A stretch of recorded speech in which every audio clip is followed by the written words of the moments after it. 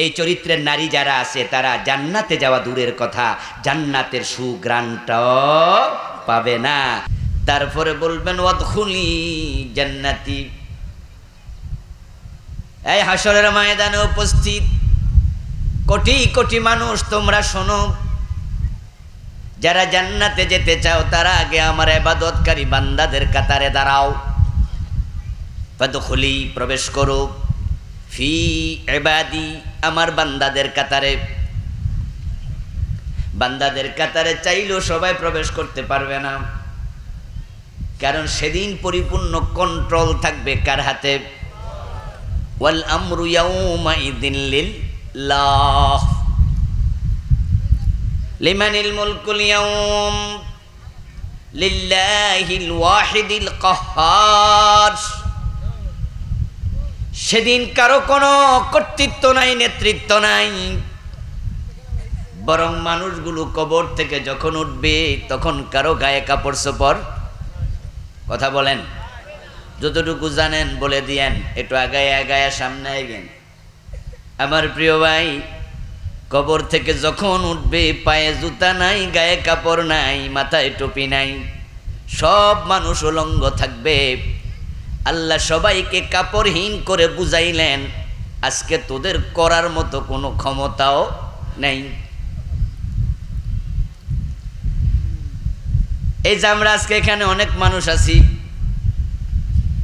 এখানে যে একবার গরিব সেও কিন্তু একটা পুরান লুঙ্গি হইলেও পরে আইছে, যার কিছু নাই, সে একটা ছেঁড়া গেঞ্জি গায়ে দিয়া হইলেও আসছে। কিন্তু হাসরের ময়দানে যখন যাবেন তখন কারো গায়ে কোনো পায়জামা পাঞ্জাবি নাই, সবাই উলঙ্গ। মানে এত অসহায় আল্লাহ বানাবে, সেখানে কারো কোনো নেতৃত্ব নাই, কর্তৃত্ব নাই, সব কিছু থাকবে আল্লাহর কন্ট্রোলে। এজন্য সেখানে আপনি চাইলেও ইবাদতকারী বান্দাদের কাতারে জোর করে ঢোকার কোনো সুযোগ নেই। আরে প্রিয় ভাই, আল্লাহ তাআলাকে মানুষ যখন প্রথম হাসরের ময়দানে দেখবে, ক্বালান নবী সাল্লাল্লাহু আলাইহি ওয়াসাল্লাম, ইয়াকশিফু রাব্বুনা আন সাওকি ফায়াসজুদু লাহু কুল্লু মুমিনিন ওয়া মুমিনা ওয়া ইয়াবকা মান কানা ইয়াসজুদু ফিদ দুনিয়া রিয়ান ওয়া সুমআ ফায়াযহাবু লিয়াসজুদা ফায়াউদু যহরুহু তাবাকাম ওয়াহিদা। প্রিয় নবীজি বলছেন, আল্লাহ যখন বিচার করার জন্য প্রকাশিত হবেন, মানুষ আল্লাহকে দেখার সাথে সাথে সেজদায় চলে যাবে। কিন্তু যারা 2 নাম্বার নামাজি, দুনিয়ার লোক দেখাইতে নামাজ পড়ে, এমন কিছু নামাজি আছে না নাই?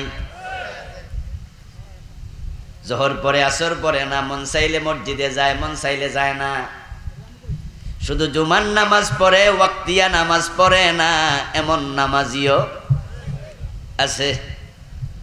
পাকুন দিয়া আসেনি? ওয়াক্তিয়া নামাজে মানুষ হয় 1 কাতার 1.5 কাতার, জুমার দিন হয় 10 কাতার। তাহলে বোঝা গেল এর মাঝে অর্ধেক ওয়াক্তিয়া নামাজি না।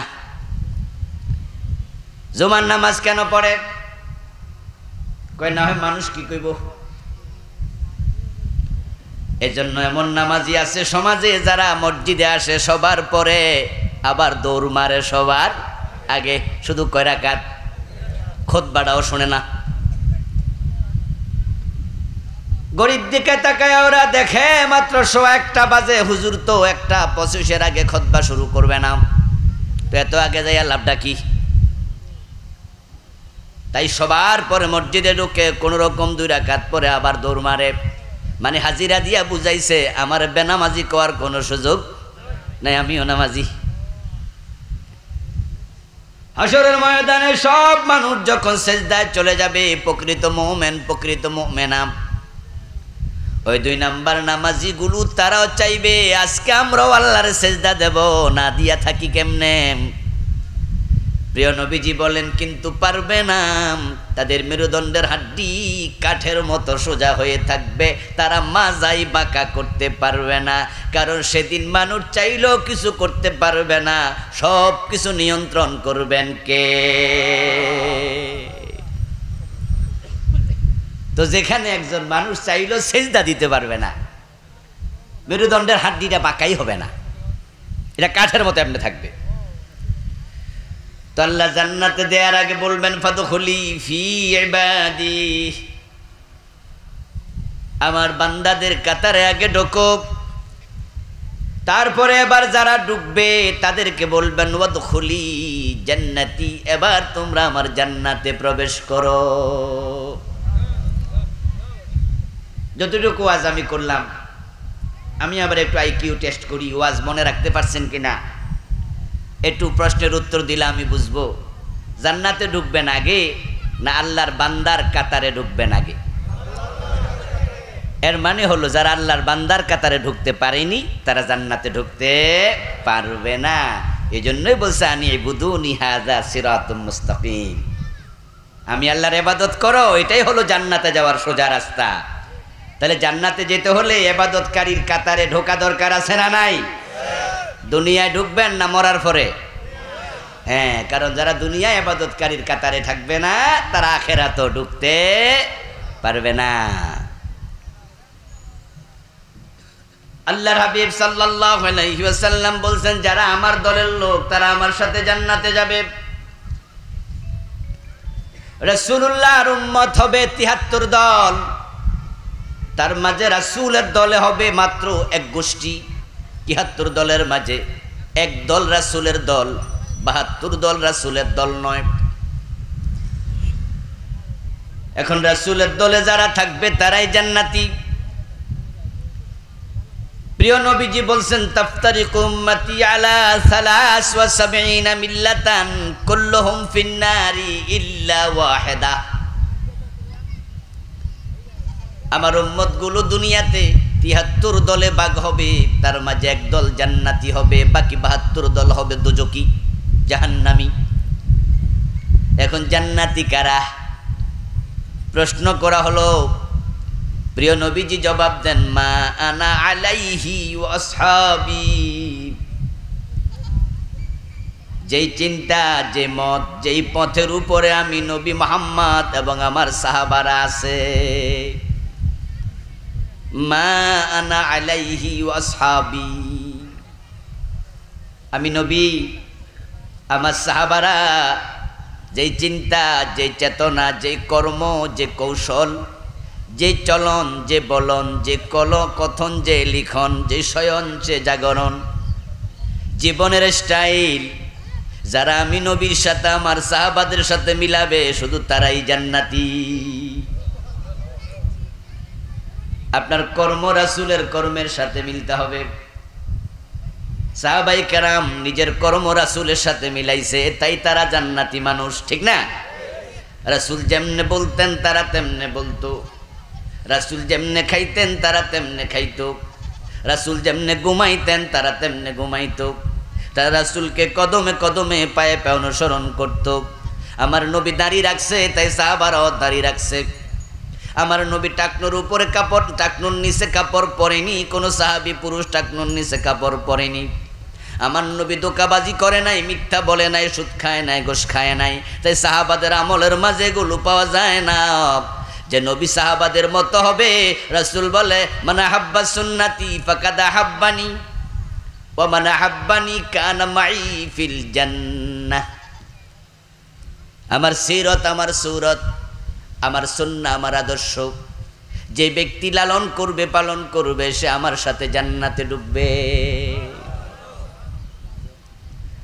আল্লাহর হাবিবের আদর্শ মানেন, উনার দলে যোগ দেন। ইবাদতকারী যারা তারাই জান্নাতি, ইবাদতকারী তো তারাই যারা রাসূলের আদর্শ মানে, ঠিক কি না? রাসূলের আদর্শ মানাই তো ইবাদত। ইবাদত শুধু নামাজ নয়, রোজা নয়, হজ নয়, যাকাত নয়, ইবাদত হলো রাসূলের পূর্ণাঙ্গ জীবন, পূর্ণাঙ্গ সিরাত। আল্লাহ নিজে বলেন মা তাকুমুর রাসূলু ফাখুযু, ওয়া মা নাহাকুম আনহু ফান্তাহু।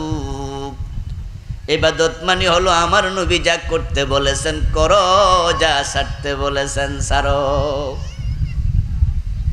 কিছু করণীয়, কিছু বর্জনীয়, এটাই হচ্ছে জীবনের সমন্বয়। আমরা যখন বাজার থেকে দাম দিয়া মাছ কিনে আনি, এই মাছের মাঝেও কিছু গ্রহণ আছে, কিছু গ্রহণীয়, কিছু বর্জনীয় আছে। আমরা যখন মাছ খাই তখন কি কাঁটাও খাই?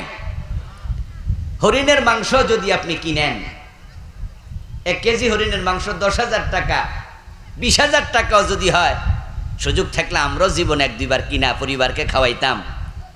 কিন্তু এটা কিনতে পাওয়া যায় না অ্যাভেলেবেল। সুন্দরবনের পাশে যাদের বাড়ি তারা মাঝে মাঝে পায়। রাষ্ট্রীয়ভাবে এটা নিষিদ্ধ হরিণ শিকার করা। বলুন তো, যদি 1 কেজি হরিণের মাংস 50,000 টাকাও হয়, ওই মাংসের হাড্ডিটাও কি আমরা খেয়ে ফেলবো? প্রত্যেকটা জিনিসের মাঝে কিছু আছে করণীয়, কিছু আছে বর্জনীয়। প্রত্যেকটা জিনিসের মাঝে 2টা জিনিস থাকে, একটার নাম পজিটিভ আর একটার নাম নেগেটিভ। সব জিনিসের মাঝে 2টি দিক আছে। এখন আল্লাহ বলছে আমার রাসূল যেগুলো করতে বলেছেন করো, যেগুলো ছাড়তে বলেছেন ছাড়ো।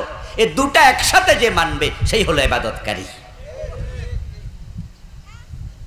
এর জন্য যে ইবাদতকারী হতে চায় সে রাসূলের দলে আসবে, নিজের নাম ইবাদতকারীর দলে ঢুকাবে, মরার পরে নয়, মরার আগে।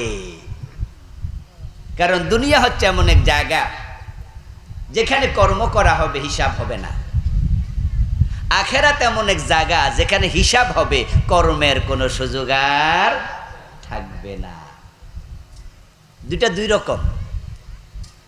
পরীক্ষার হলে ছাত্ররা যদি টিচারকে জিজ্ঞাসা করে স্যার এটা বুঝি না, ওইটা বুঝি না, তাহলে পরীক্ষার হলে যিনি নৈতিকতা সম্পন্ন টিচার তিনি বলেন এই বেটা বস, এটা বোঝোস না, ওইটা বোঝোস না, এটা পরীক্ষার হল, এটাকে আমি বুঝাইতে আসছি, যা বোঝো তা লেখো। আর তুমি যে কি বুঝো সেটাই তো যাচাই হবে, ঠিক কি না? পরীক্ষা দিয়ে তো সেটাই যাচাই হয় তুই বুঝোসটা কি। আমি কি কইতে আইছি? হ্যাঁ লেখ বয়। আমার বন্ধু, পরীক্ষার হলে প্রশ্ন উত্তর চলবে না, লিখো। আবার যখন তুমি ক্লাসে থাকো তখন তুমি টিচারকে না বুঝলেই প্রশ্ন করো। একজন দায়িত্ব জ্ঞান সম্পন্ন টিচার ছাত্র প্রশ্ন করলে তাকে ধমকায়া বসায়া দেয় না, বরং জানা থাকলে খোলা মনে তাকে শিখাইয়া দেয়। শিখানোর জায়গা কি পরীক্ষার হল? কথা বলতে হবে আপনাদের। পরীক্ষার হল শিখানোর জায়গা নাকি যাচাইয়ের জায়গা? 2টা আলাদা জায়গা। দুনিয়া হলো আমলের জায়গা, হিসাবের জায়গা না। চোখ বন্ধ হয়ে যাবে, আখেরাত হিসাবের জায়গা, আমলের জায়গা না। রাসূলের দলে ঢোকো, জান্নাত পাবে। ইবাদতকারীর কাতারে নাম ঢুকাও, জান্নাত মিলবে। তবে এই নামটা, এই রাসূলের দলে আসাটা, এটা কি চোখ বন্ধ হওয়ার পরে না আগে?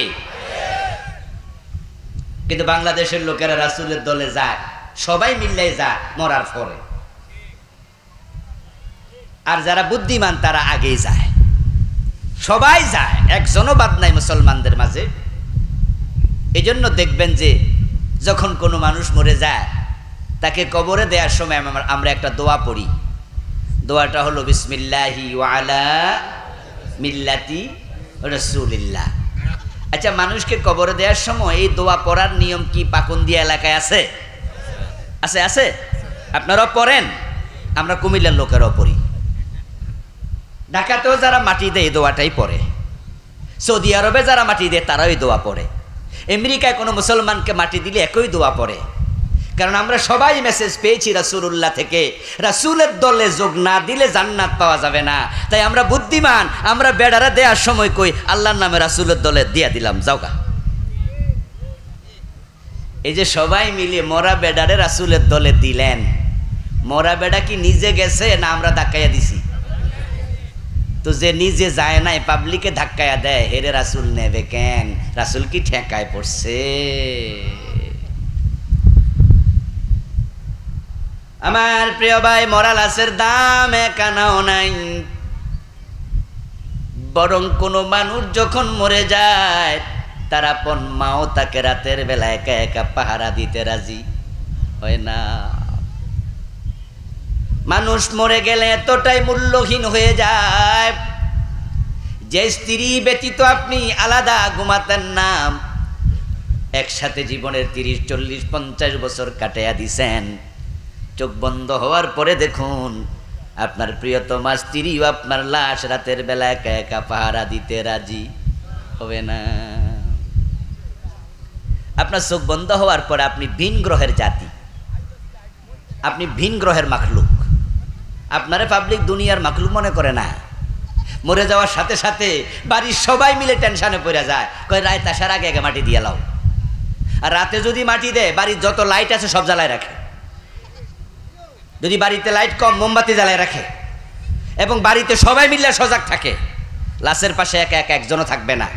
মনে হয় যেন আপনি কি যে হয়ে গেছেন, অথচ আপনি যখন রুহ ছিল, চোখ খোলা ছিল, আপনি সবার কাছে আপনজন। কেউ আপনাকে ভয় পাইতো না, বরং আপনার সন্তান বাহিরে ভয় পাইলে, ঘরে এসে আপনার কোলে উঠলে, আপনারে জড়াইয়া ধরলে আব্বা কইয়া, তখন তার ভয় থাকতো না। আপনার স্ত্রী বাহিরে যায় রাতের বেলায় প্রস্রাব করতে গেছে, ইস্তেঞ্জা সারতে গেছে, ওখানে আম গাছ থেকে একটা আওয়াজ আসছে, বাঁশঝাড় থেকে আওয়াজ আসছে, আপনার বউ দৌড়াইয়া ঘরে ঢুকছে, আর আপনি তাকে আজা করে ধরছেন, জড়াইয়া ধরছেন। কি হয়েছে কি হয়েছে? আপনার বউর ভয় কাইটা গেছে। আপনার বুকের মাঝে কয়, আমি ডরাইছি, ভয় পাইছি। আপনার কাছে আসলে ভয় যেত, প্রশান্তি পেত, সাহস পেত। আর আপনি মরে দেখেন, আপনারে দেখলে পাবলিক ভয় পাবে। আরে মাটি দেওয়ার পরে নতুন কবরে যাইতো ডরা। এমন এলাকাও আছে নতুন কবরের পাশে মানুষ যেতে চায় না। আমরা ছোটকালে রাস্তার পাশে যদি নতুন কবর থাকতো, মাগরিবের পরে গেলে জোরে জোরে গান গাইতে গাইতে যাইতাম, ডর ভাঙার জন্য। আরে যে গান পারে না হেতো গান গায়, কবরে নিকেরা আবার বেড়া উঠটা ধরে। আর নতুন কবরের উপরে যদি শিয়াল মিয়াল থাকে, আফসা আফসা অন্ধকারে দেখে দূর থেকে কেডা জানি লড়তাছে, তাহলে মনে করে বেড়াও মনে উঠটা বইছে। কি এক আশ্চর্য! আপনি মরে যাওয়ার পরে পাবলিকের কাছে আপনি ভিন গ্রহের প্রজাতি। যেই লাশের দাম 1 আনা নাই, মা পাহারা দেয় না, বাপে পাহারা দেয় না, ওই লাশ কে কাউরে মাগনা দিলে নেবে না। আর আপনি কোন বিসমিল্লাহি ওয়ালা মিল্লাতে রাসূলিল্লাহ, মোরা লাশ রাসূলের দলে তুলে দিলাম। রাসূল কি ঠেকায় পড়ছে আপনাকে নিতে? আরেকটা বিষয় লক্ষ্য করবেন, এই যে সবাই মিলে মরা লাশ রাসূলের দলে তুলে দিল, যারা তুলে দিল তারা কি নিজেরা রাসূলের দলে যোগ দিয়েছে? সবাই বুদ্ধি আছে। বেড়া যেহেতু মইরা গেছে, বেড়ারে তুল্লা দে। আর আমরা যদি রাসূলের দলে যোগ দেই, তাহলে কি আমার ইউনিয়ন সভাপতির পর্দা থাকবো? আমি রাসূলের দলে যোগ দিলে আমি যে ইউনিয়নের সভাপতি, উপজেলা সেক্রেটারি, আমি অমক, আমি তমক, অমক দল তমক দলের, আমার পদ থাকবো না। তাই আমি আপাতত রাসূলের দলে যাবো না, তবে মরলে তোরা আমার তুলে দিস, যখন দুনিয়ার পদ থাকবে না। অতি চালাকে, অতি চালাকে। আমার বন্ধু রাসূলুল্লাহর দল আছে, যেহেতু আমরা নিজেরাই বলছি বিসমিল্লাহি ওয়ালা মিল্লাতি রাসূলিল্লাহ, রাসূলের দলে তুলে দিলাম।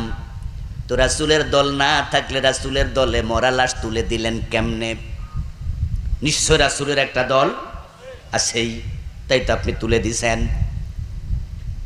এখন রাসূলের দল, রাসূল যদি আজকে জীবিত থাকতেন, এই দেশও তিনি নিশ্চয় আল্লাহর কোরআনের দল করতেন। কারণ মদিনায় যখন রাসূলের দল ক্ষমতায় ছিল 10 বছর, তখন দেশ চালাইছে মানুষের আইনে না, আল্লাহর কোরআনের আইনে।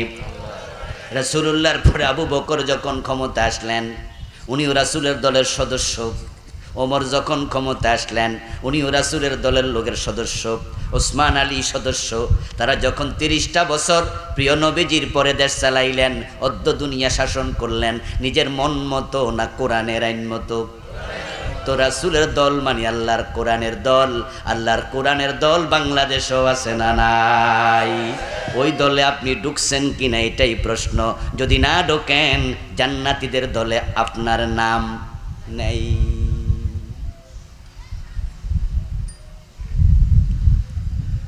এই জন্য যারা কোরআনের দল করে তারা দুনিয়ার স্বার্থে করে না, বরং তারা আল্লাহর দ্বীনের জন্য দুনিয়ার স্বার্থকে বিসর্জন দিতে রাজি হয়। শুধু কোরআনের পক্ষে চলার কারণে চাকরি চলে যায়, ব্যবসা বাণিজ্য লস হয়ে যায়। শুধু কোরআনের আইনের কথা বলার কারণে বিনা দোষে জেলে পুরাইয়া দেয়, এমন ঘটনা বাংলাদেশে আছে না নাই? তারপরও তারা সরে না, কারণ তারা জানে দল থেকে বের হলে জান্নাত মিস। ফাদখুলি ফি ইবাদি ওয়াদখুলি জান্নাতি, আমার গোলামের দলে আসো, আমার বান্দার কাতারে ঢোকো, তারপরে জান্নাতে যাও। ইবাদতকারী হলে আপনি জান্নাত পাবেন। বাংলাদেশের লোকেরা মনে করে ইবাদত মানে নামাজ, রোজা, হজ, যাকাত কয়েকটা করতেছি, দ্যাটস এনাফ। আপনি ভুল করলেন। কিছুক্ষণ আগে কোরআন থেকে ইবাদত নিয়ে একটি আয়াত বলেছি, ছোট্ট আয়াত, মা তাকুমুর রাসূলু ফাখুযুহু ওয়া মা নাহাকুম আনহু ফান্তাহু। আমার রাসূল যা করতে বলেছেন করো, যা ছাড়তে বলেছেন ছাড়ো।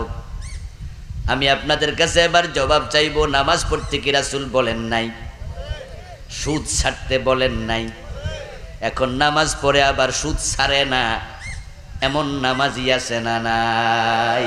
নামাজও পড়ে, সুদে টাকাও লাগায়।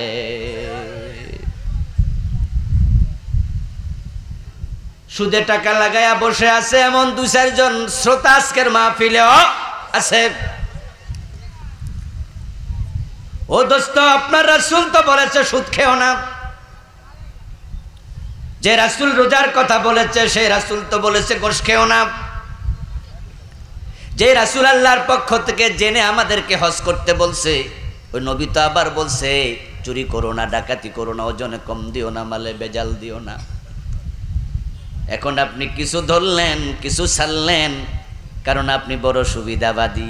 আপনি হিসাব করে দেখছেন নামাজ পড়লে কোনো লস নাই, কিন্তু সিনেমা হলের মালিক ভাবে সিনেমা হলটা যদি ছাইরা দেয় প্রতিদিন হাজার হাজার টাকা লস, তাই সে নামাজ পড়ে জান্নাত খোঁজে, সিনেমা হলের টাকা দিয়া দুনিয়া খোঁজে। সে আল্লাহরও খুশি রাখতে চায়, শয়তানরেও খুশি রাখতে চায়।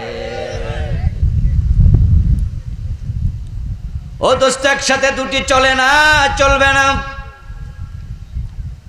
বাড়িতে আপনি 100 পাওয়ারের, 200 পাওয়ার, 500 পাওয়ারের একটি লাইট লাগাইলেন। ওই জারবাতির দাম যদি কোটি টাকা হয়, বিশাল বড় জারবাতি লাগাইলেন, কিন্তু তার যেই জায়গাতে 2টা তার ঢুকাতে হয়, ওই জারবাতির ভিতরে, লাইটের ভিতরে দেখবেন 2টা হোল্ডারের ভিতরে 2টা পয়েন্ট, একটা পজিটিভ আর একটা নেগেটিভ, একটা লাল তার আর একটা আছে সবুজ বা ভিন্ন কালার, আসেনি? এখন আপনি যদি হোল্ডারের 2টা পয়েন্টের মাঝে একটাতে তার ঢুকান আর একটাতে না ঢুকান, ওই লাইট জ্বলবে? ও দোস্ত, কিয়ামত পর্যন্ত জ্বলবে না। যারা আপনারা নামাজ রোজা করেন আবার হারাম ছাড়েন না, আপনার ইবাদত আল্লাহ পর্যন্ত, কিয়ামত পর্যন্ত যাবে না। قال النبي صلى الله عليه وسلم من اشترى ثوبا ب10 دراهم فيه درهم حرام لم يقبل الله له صلاته ما دام عليه।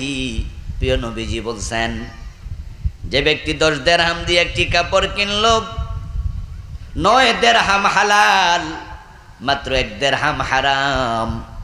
ওই 1 দিরহাম যদি কাপড়ে ঢুকে যায়, ওই কাপড় পরে যতই নামাজ পড়ুক আর আল্লাহ 1 রাকাত কবুল করবে না। আপনাকে যা বলা হয়েছে তা করুন, আল্লাহ রাসূল যা করতে বলেছে করো, যা ছাড়তে বলেছে ছাড়ো। ও দোস্ত, সুদে টাকা লাগাইয়া তুমি কেমনে জান্নাত খোঁজো? আমার এটা বুঝে আসে না। কারণ কোরআনে আল্লাহ তাআলা বলেন, ফাইন লাম তাফআলু ফাযানু বিহারবিম মিনাল্লাহি ওয়া রাসূলিহি। যে ব্যক্তি সুদ ছাড়ে নাই, আল্লাহ বলে আমি তাকে বলছি সে যেন আল্লাহ এবং রাসূলের বিরুদ্ধে যুদ্ধ ঘোষণা করে। আচ্ছা বলুন তো, আল্লাহর কোরআনে আল্লাহ বলতেছে যে সুদ ছাড়ে নাই, সে আল্লাহ এবং রাসূলের বিরুদ্ধে যেন যুদ্ধ ঘোষণা করে। আল্লাহ রাসূলের বিরুদ্ধে যুদ্ধ যে করে সে মুমিন না কাফের? তাহলে আয়াতের দিকে তাকালে বোঝা যায় সুদ খেলে ঈমানটা থাকবে কেমনে? তুমি তো আল্লাহর বিরুদ্ধে রাসূলের বিরুদ্ধে যুদ্ধ ঘোষণাকারী। কোন পর্যায়ে তুমি চলে গেছো? আল্লাহর হাবিব বলেছেন, মান আকালা দিরহামান রিবা ওয়া হুয়া ইয়ালামু আন্নাহু আশাদ্দু মিন সিত্তাতিন ওয়া সালাসিনা জিনা। যে ব্যক্তি জেনে শুনে 1 টাকা সুদ খায়, তার আমলনামায় 36 বার জিনা করলে যত গুনাহ হয় ওই পরিমাণ গুনাহ লিখে দেয়া হবে। 1 টাকা সুদ খেলে 36 বার জিনা হয়। ও দোস্ত, যারা 5 লাখ 10 লাখ টাকা সুদে টাকা লাগাইয়া রাখছে, হাজারে যদি 2000, লাখে 2000 টাকা সুদ খায়, 1500 3000ও খায়, প্রতি 1 লাখে দিন 100 টাকা সুদ, এমন ঘটনাও আছে। সেই খাচ্ছে 1 মাসে 3000, প্রতিদিন 100। 1 লাখ টাকার বিনিময়ে 2 লাখ 5 লাখ হলে আরো বেড়ে যাবে। খেলে যদি 36 বার জেনা হয়, 100 টাকা সুদ খেলে জেনা হয় প্রতিদিন 3600 বার। আরে দিনের মাঝে মিনিট আছে কয়টা? ও বন্ধু, 60 মিনিটে 1 ঘন্টা। 60 মিনিটে যদি 1 ঘন্টা হয়, একদিনে কয় ঘন্টা?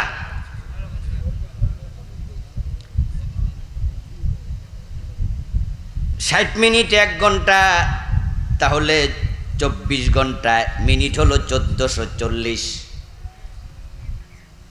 কত? 1440 মিনিটে একদিন। 100 টাকা সুদ খাওয়া মানে 3600 বার জেনা। তাহলে কি দাঁড়ালো? যে ব্যক্তি দিন 100 টাকা সুদ খাবে সে প্রতি মিনিটে 2.5 থেকে 3 বার জেনাকারী।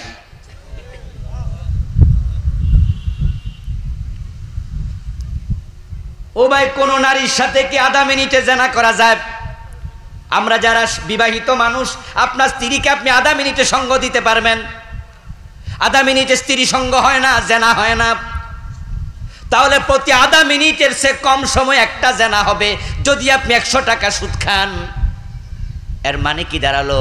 যে 100 টাকা সুদ খেলো, যে 24 ঘন্টা অনবরত জেনাকারী, ওই অবস্থায় মরলে তোমার জান্নাত কেমনে?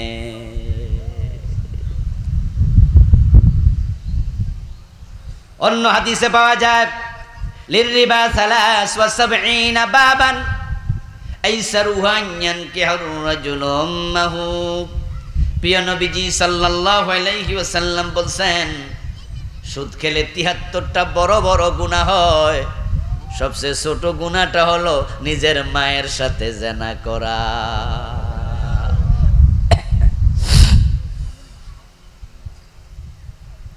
ও দোস্ত, বাংলাদেশে যে সবচেয়ে দুশ্চরিত্র, যে বেটা তারে পুরা জীবনে 50 বছর হায়াত পাইছে, 15-20 বছর বয়স থেকে জেনা শুরু করছে, দিন 2 বার 3 বারও জেনা করে, এমন পয়সাওয়ালা প্রতিদিন নতুন নতুন জেনাকারী মেয়ে পায়। ঢাকা শহরে আছে, টাকা দিলে কত মেয়ে আসে। এমন দুশ্চরিত্র পয়সাওয়ালা জেনা করতে করতে 500, 1000, 2000, 3000 বার জেনা করছে, পুরাটা জীবন শেষ কইরা দিছে। ওই বেডারে জিজ্ঞাসা করবেন, তোমার মায়ের সাথে কোনোদিন জেনা করছো নি? সে আপনারে থাপ্পড় মাইরা দেবে। কি কইলি? কি কইলি? আমি কি এত খারাপ? কথা বুঝেন? কিন্তু যে দিন 2-3 বার জেনা করছে, আমি তার কথা বলছি। এমন লোক মনে বাংলাদেশে নাই। এত জেনা করে নাকি মানুষ? এত খারাপ যদি কেউ থাকে, আর ওরে যদি জিগান, এই মিয়া তুমি মায়ের সাথে জেনা করছো, আপনার থাপ্পড় মারা দেবে। কি কইলি? আমি এত খারাপ? আর আপনি নামাজ পড়েন, রোজা রাখেন, টুপি আছে, দাঁড়িয়ে আছে, ইমামের পিছনে দাঁড়ায়া নামাজ পড়ছেন, অথচ আপনি সুদে টাকা লাগাইছেন। তাহলে আপনি টুপি দাড়ি লইয়া নিজের মায়ের সাথে জেনাকারী।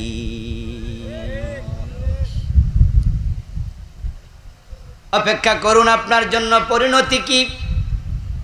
قال النبي صلى الله عليه وسلم أتيت ليلة أسري بي على قوم بطونهم كالبيوت فيها الحيات ترى من خارج بطونهم প্রিয় নবীজি বলছেন মেরাজের রাতে আমাকে যখন জান্নাত জাহান্নাম পরিদর্শন করানো হলো আমাকে জাহান্নাম দেখাইতে নিল আমি দেখলাম জাহান্নামের মাঝে একদল লোক এক একটা পেট দোতলা তিনতলা বাড়ির মতো বড়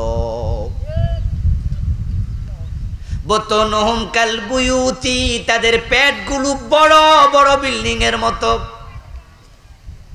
ফিহাল হায়াত ওই পেটের মাঝে বড় বড় অজগর সাপ সবল মেরে মেরে মাংস খাবলে খাবলে খাচ্ছে তোরা মিন খারিজি বুতুনিহিম পেটের বাহির থেকে অজগর সাপের সে সবলের দৃশ্য দেখা যায় আমি জিবরিল আমিনকে প্রশ্ন করলাম ও জিবরিল মান হাউলা এই অভিনব শাস্তি প্রাপ্ত মানুষগুলোর অপরাধ কি তারা কারা জিবরিল আমিন জবাব দেন হাউলা ইয়াকালাতুর রিবা এই লোকগুলা হলো দুনিয়ায় সুদখোর তাহলে আপনার নামাজ রোজা আল্লাহ পর্যন্ত পৌঁছে নাই এই জন্য প্রিয় নবী যা করতে বলেছেন করেন যা ছাড়তে বলেছেন ছাড়েন আপনি আপনার মতো করে চললে হবে না আপনি আল্লাহর মতো চলা লাগবে আপনি আল্লাহর গোলাম আল্লাহ যা বলে তা মানতে আপনি বাধ্য ইবাদত শব্দের অর্থই তো গোলামি ইবাদত আব্দুন থেকে এসেছে গোলাম আপনি গোলাম নিজেকে ভিআইপি ভাবার কোনো সুযোগ নাই আজ থেকে 150 বছর আগে 200 বছর 300 বছর আগে পৃথিবীতে গোলাম দাস দাসী বাজারে বিক্রি হতো আমেরিকার প্রেসিডেন্ট আব্রাহাম লিঙ্কন পৃথিবী থেকে গোলামি প্রথাকে উচ্ছেদ করেছে আজকে যে আমেরিকাতে কালো চামড়ার মানুষগুলো আমেরিকাতে হোয়াইট কালার মানুষই বেশি সাদা চামড়ার বেশি কালো চামড়ার যারা আছে তারা হচ্ছে আফ্রিকার মানুষ যাদেরকে রেড ইন্ডিয়ান বলা হয় আমেরিকার লোকের আফ্রিকা থেকে তাদেরকে কিনে আনতো দাস বানিয়ে আব্রাহাম লিঙ্কন তিনিও ছিলেন কালো চামড়া আমেরিকার বড় স্বনামধন্য প্রেসিডেন্ট জাতিসংঘে বিল উত্থাপন করলেন তখন তার সময়ে পৃথিবী থেকে দাসত্ব প্রথাকে নির্মূল করা হয়েছে দাস হিসাবে যখন কেউ বাড়িতে আসে আপনাদের কাছে আমি একটু জানবো দাস কি স্বাধীন হয় না পরাধীন হয় যারা চুপ করে আছেন তারাও বলুন দাস কি স্বাধীন না পরাধীন দাস মন মতো চলে না মালিকের হুকুম মতো মালিক যা বলে তার বাইরে চলার অধিকার কি দাসের আছে তো আমরা নাম হলো আব্দুল্লাহ আমরা কার দাস আপনি আল্লাহর কথার বাইরে চলেন কেমনে আর যদি চলেন দুনিয়া আমলের জায়গা হিসাবের জায়গা নয় আল্লাহ আপনারে জিজ্ঞাসা করবে না ফজরের টাইমে কেন ঘুমায় আসো কেন ঘুম থেকে ওঠো না 8:30 বাজে নাস্তা খাইবা আমি আল্লাহ তোমার খানা বন্ধ করে দেব আল্লাহ বলবে না সিনেমা হলে চলে গেছেন আল্লাহ বলবে না থামো সিনেমা হলে ঢুকলে অক্সিজেন বাস বন্ধ করে দেব নিঃশ্বাস না নিয়ে মরে যাইবা না এমনটা হবে না মদ পান করার সময় আল্লাহ ফেরেশতা পাঠায় বলবে না তার কণ্ঠনালী চাপ্পা ধর খাইতে যেন না পারে না না দুনিয়া আমলের জায়গা হিসাবের জায়গা না আর মরার পরে আখেরাত হিসাবের জায়গা ওটা আমলের জায়গা না তাই আল্লাহর গোলামি না করে যদি মর হিসাবের দিন এমন দরা খাইবা সেখানে বাঁচানোর কোনো লোক পাওয়া যাবে না এজন্য সোজা হয়ে যান ইবাদত করেন আল্লাহর গোলামি করে জীবন কাটায়া দেন হারাম ছেড়ে দেন নয় প্রত্যেকটা অন্যায় আপনার জীবনের জন্য বড় বিষাদ টেনে আনবে আপনাকে দুর্বিষহ জীবনে ধাক্কায়া ফেলে দেবে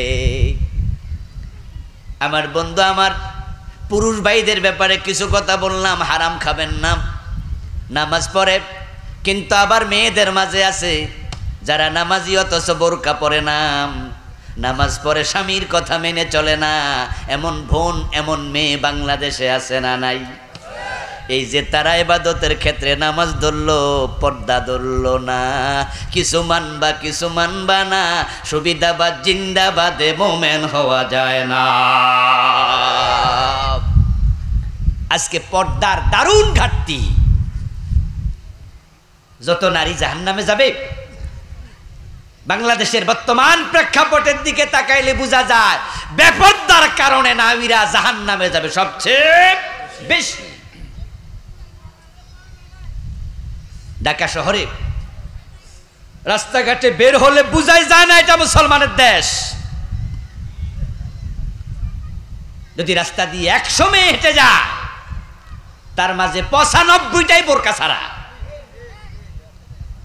আবার বোরকা ছাড়া যারা যায় ওদের মাঝে 80% চুল ছাড়া। লিপস্টিক দেয়, স্কার্ফ পরে, তারপরে লিপস্টিক দিয়ে সেজে গুজে বের হয়। এটা কি পর্দা? ওয়ালা ইউবদিনা যিনাতাহুন্না ইল্লা মা যাহারা মিনহা।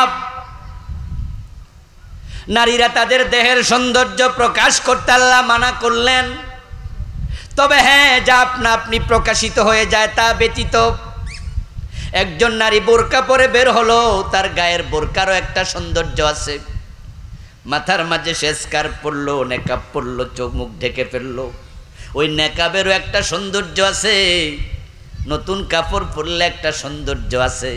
ওই কাপড় পরার কারণে ওই সৌন্দর্যের জন্য আল্লাহ ধরবে না, কিন্তু দেহের সৌন্দর্য নিজ থেকে অন্যের সামনে প্রকাশ করতে মানা করছে কে? অথচ চুল ছেড়ে দিয়া চুলের সৌন্দর্য দেখায়। কাপড় এমন ভাবে পরে নিজের কাপড়ের ভিতর থেকে গায়ের পশমস দেখা যায়, এমন পাতলা কাপড় আছে না নাই? তাকাইলে বোঝা যায় না কাপড় শাড়ি না মশারি। এবং কাপড় পরে এমন মেয়েও আছে নাভিটা পর্যন্ত দেখায়া রাখে, এমন হারামি আছে না নাই? বুকে ওড়না পরে না। ও বন্ধু, নিজের সৌন্দর্য পর পুরুষকে দেখায় যে নারী, হাসরের ময়দানে তার প্রতিটা চুল সাফ হয়ে তাকে সবল মারবে।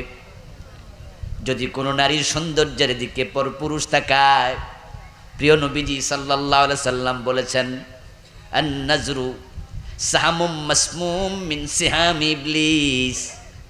পুরুষের লোলুপ দৃষ্টি এক একটা শয়তানের বিষ মিশানো তীরের মতো।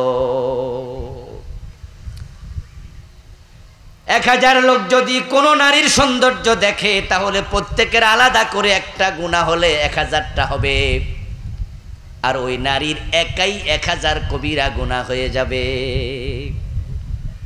এজন্য নারীদের পর্দার ব্যাপারে রাসূলুল্লাহ গুরুত্ব দিয়েছেন এত বেশি। তিনি বলেছেন তার মেয়েদেরকে, তার স্ত্রীদেরকে বেপর্দায় ঘর থেকে বের হইও না। আমার আল্লাহ বলছে, ওয়াকারনা ফি বুয়ুতিকুন্না ওয়ালা তাবাররাজনা তাবাররুজাল জাহিলিয়াতিল উলা। তোমরা ঘরে থাকো জাহিলিয়াতের যুগের মতো, প্রথম জাহিলিয়াতের যুগে বেপর্দা নারীদের মতো ঘর থেকে বের হইও না। আমার আজকের ওয়াজ যে মায়েরা মহিলা প্যান্ডেলে আমার বোনেরা শুনতেছে, উনারা কিন্তু অধিকাংশ বোরকাওয়ালা। কিন্তু এক জায়গায় সমস্যা আছে, সেটা হচ্ছে মা বোরকা পরে নিজের যুবতী মেয়েটাকে বোরকা ছাড়া স্কুলে পাঠায়। এমন মা আছে না নাই? বাবা হাজী সাহেব নিজের মেয়ে বোরকা ছাড়া কলেজে পাঠায়, এমন বাবা আজকের মাহফিলে। আবার বোরকাওয়ালা এমন কিছু বোন আছে যারা বোরকা এত টাইট ফিট বানায়, বোরকা পরার পরেও তার দেহের কোন জায়গার ডিজাইন কেমন বাহির থেকে দেখা যায়। এত টাইট ফিট বোরকা যারা পরে, এ বোরকা পরাচ্ছে না পরাই ভালো। কারণ বোরকা পরে শরীরকে টাইট করার কারণে আকর্ষণ আরো বেড়ে যায়। এই জন্য প্রিয় নবী বলছে, কিয়ামতের আগে এমন কিছু নারী বের হবে, কাসিয়াতুন আরিয়াতুন মাইলাতুন মুমিলাত। ওই নারীরা পোশাক পরেও ল্যাংটা থাকবে, উলঙ্গ থাকবে। একজন নারী পোশাক না পরলে তার দেহটা যেমন ক্লিয়ার বোঝা যায়, ঠিক কাপড় পরার পরেও আরো বেশি বোঝা যায়। আমার ভাইয়েরা, বোঝানোর জন্য বলছি, যে সমস্ত মেয়েদের বয়স 40, 45, 50 হয়ে যায়, ওই মেয়েরা যদি কাপড় না পরে হাঁটতো তাহলে মানুষ তাকাইয়া বুঝতো যে 2-3 বাচ্চার মা। বাচ্চারা দুধ খাওয়ার কারণে তাদের ফিজিক্যাল অবস্থা ঢিলে ঢিলে হয়ে যাবে, এটা স্বাভাবিক। আমরা আমাদের মায়েদের দুধ খেয়েছি। 2-3টা বাচ্চা দুধ খাইলে মায়েদের দেহের ডিজাইন শক্ত থাকে না, ঢিলে ঢালা হয়, এটা দুনিয়ার নিয়ম। কিন্তু যখন ওই মেয়েটা কাপড় পরা অতিরিক্ত কিছু পরে, টাইট ফিট পরে, তখন তাকে ইয়াং মেয়ে মনে হয়। পর পুরুষের চোখ আরো বেশি যায়, ল্যাংটা থাকলে এত চোখ যাইতো না। কাসিয়াতুন আরিয়াত, কাপড় পরেছে উলঙ্গ, মাইলাত মুমিনাত, সে অন্য নারীর পুরুষের প্রতি আসক্ত, অন্য পুরুষকে তার প্রতি করে আসক্ত। প্রিয় নবী এবার কি বললেন? লা ইয়াজিদনা রিহাল জান্নাহ। এই চরিত্রের নারী যারা আছে তারা জান্নাতে যাওয়া দূরের কথা, জান্নাতের সুগ্রাণটাও পাবে না। অন্য হাদিস আসছে জান্নাতের সুগ্রাণ 40 বছরের দূরত্ব থেকে পাওয়া যায়। এর মানে হলো এই জাতীয় বেপরদা নারী জান্নাতের 40 বছরের দূরত্ব যেতে পারবে না, এত দূরে আল্লাহ ধাক্কায় সরায় রাখবে।